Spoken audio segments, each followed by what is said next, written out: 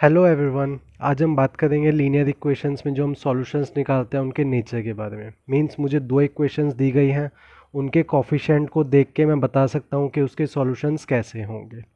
चलिए स्टार्ट करते हैं। अगर आपने मेरे चैनल को सब्सक्राइब नहीं किया है तो आप मेरे चैनल को सब्सक्राइब कर सकते हैं, सुपर्ब लर्निंग XYZ। और फ्री स्टडी मटेरियल के लिए आप मेरी वेबसाइट को भी चेक कर सकते हैं, superblearning.xyz। चलिए स्टार्ट करते हैं। मेरी दो इक्वेशंस है, a1x plus b1y plus c1 is equal to zero, a2x plus b2y plus c2 is equal to zero. अगर इन दोनों इक्वेशंस में मेरा a1 x का कोफिशेंट है, b1 y का कोफिशेंट है और c1 कांस्टेंट है।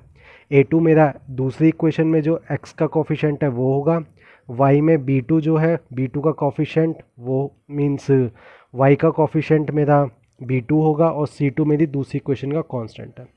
तो पहली कंडीशन क्या है कि अगर मेरा a1 by a2 is not equal to b1 by b2 है अगर, तो उस इक्वेशंस के मेरी मैं बोल सकता हूँ कि उस इक्वेशन के मेरे सॉल्यूशंस होंगे। और उस इक्वेशन के सॉल्यूशंस कैसे होंगे? यूनिक सॉल्यूशंस होंगे। राइट, मीन्स हम इक्वेशन को सॉल्व कर सकते हैं और इसके सॉल्यूशंस कैसे होंगे? यूनिक सॉल्यूशन होंगे। इसका मतलब क्या है?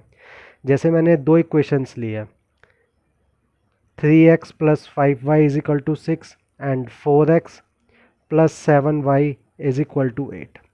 जैसे आप देख सकते हैं a1 बाई a2 मेरा 3/4 है और b1 बाई b2 मेरा 5/7 है। ये दोनों ही मेरे इक्वल नहीं है। यानी कि अगर मैं इन दोनों इक्वेशंस को सॉल्व करूँगा किसी भी मेथड से, चाहे वो एलिमिनेशन हो, सब्स्टिट्यूशन हो या फिर क्रॉस मल्टीप्लिकेशन हो, मुझे x और y के सिर्फ एक ही वैल्यू मिलेगी जो इन दोनों इक्वेशंस को क्या कर पाएगी? सेटिस्फाई कर पाएगी। इसलिए हम बोलते हैं कि हमें यूनिक सॉल्यूशन होगा। राइट, अगर मैं ऐसी इक्वेशंस को ग्राफ पे प्लॉट भी करता हूँ तो मुझे कैसी लाइंस मिलेगी? दोनों लाइंस इंटरसेक्ट मिलेगी। और वो इंटरसेक्ट किस पॉइंट पे करेगी? एक सिंगल पॉइंट पे करेगी। intersect at only one point। Right, तो एक बार और बताता हूँ, अगर मेरा a1 by a2 is not equal to b1 by b2 है तो वो इक्वेशंस मुझे यूनिक सॉल्यूशन देगा। यूनिक सॉल्यूशन, और अगर मैं उन दोनों लाइंस को ग्राफ पे प्लॉट करूँगा तो वो लाइंस मेरी इंटरसेक्ट होगी सिर्फ एक ही पॉइंट पे। राइट, चलिए दूसरी कंडीशन देखते हैं। अगर मेरा a1 by a2 is equal to b1 by b2 but not equal to c1 by c2, तो उस तरह मेरी इक्वेशंस कैसी होगी, कैसे सॉल्यूशंस होंगे? देखिए, तो अगर इस तरह की मेरी कंडीशन बनती है दोनों इक्वेशंस की तो मैं बोलूँगा यहाँ पे मेरे नो सॉल्यूशंस होंगे। राइट, मतलब मैं ऐसी कोई भी x की वैल्यू या y की वैल्यू नहीं निकाल पाऊँगा जो कि इन दोनों इक्वेशंस को सेटिस्फाई कर सके। जैसे 3x plus 5y is equal to 10 and 6x plus 10y is equal to 12। मैं यहाँ से a1 बाई a2 अगर निकालूँ तो 3/6। अगर मैं b1 बाई b2 निकालूँ तो 5/10। ये भी देखिए 1/2 आ रहा है, ये भी 1/2 आ रहा है, यानी कि इक्वल टू का साइन मेरा होल्ड कर रहा है। लेकिन अगर मैं 10/12 करूँ मीन्स c1/c2 करूँ, ये मेरा 1/2 के बराबर नहीं आ रहा है, तो मैं इसको नॉट इक्वल टू करता हूँ।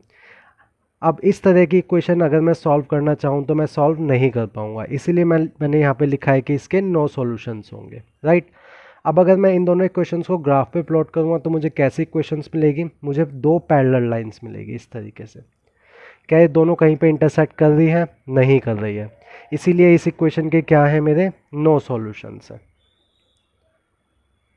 राइट, एक बार और बताता हूँ, अगर ये इक्वेशन मीन्स ये जो दोनों इक्वेशंस हैं इस कंडीशन को सेटिस्फाई कर रही हैं तो उस इक्वेशन के मेरे कोई भी सॉल्यूशन नहीं होंगे, हम इसको नो सॉल्यूशन बोलेंगे। और लाइंस कैसी होगी? दोनों लाइंस पैरेलल होगी। राइट, चलिए तीसरी कंडीशन देखते हैं। अगर मेरी तीनों ही a1 by a2 is equal to b1 by b2 is equal to c1 by c2 होता है तो वहाँ पे मुझे इन्फिनिटी मैनी सॉल्यूशन मिलेंगे। राइट, जैसे मेरी कोई भी एक इक्वेशन है 3x plus 6y is equal to 10 and 6x plus 12y is equal to 20। यहाँ से अगर मैं a1 बाई a2 लिखूँगा 3/6, यहाँ से b1 बाई b2 लिखूँगा 6/12 और C1/C2 लिखूँगा 10/20। इन तीनों ही की वैल्यू 1/2 आ रही है, यानी कि तीनों ही क्या है मेरे इक्वल हैं, राइट। तो मेरे इसके इन्फिनिटी मैनी सॉल्यूशंस होंगे, राइट। अगर मैं इसको ग्राफ पे प्लॉट करूँगा तो लाइंस कैसी होगी, कौन साइड लाइंस होगी, मीन्स एक के ऊपर एक लाइन। तो लाइंस मेरी क्या होगी, कौन साइड लाइंस होगी, राइट। और यहाँ पे मेरे क्या होंगे, इन्फिनिटी मैनी सॉल्यूशंस होंगे, क्योंकि लाइन दूसरी लाइन को कितनी बारी काट रही है, इन्फिनिटी पॉइंट्स पे काट रही है, इसलिए हम बोलते हैं इसके इन्फिनिटी मैनी सॉल्यूशंस होंगे, राइट। देखिए अब यहाँ से मुझे यूनिक सॉल्यूशन मिल रहा है और यहाँ से मुझे इन्फिनिटी मैनी सॉल्यूशन बोल रहा है। इससे मुझे सॉल्यूशन मिल रहा है, यानी कि मैं बोल सकता हूँ ये क्या होगा, मेरा कंसिस्टेंट होगा, लाइन यानी कि सॉल्युबल होगा। यहाँ से मेरा इन्फिनिटी मैनी सॉल्यूशंस मिल रहा है, इसको भी मैं कंसिस्टेंट बोलूँगा। और इसके साथ साथ मैं एक वर्ड और यूज़ करूँगा, एंड डिपेंडेंट होगा।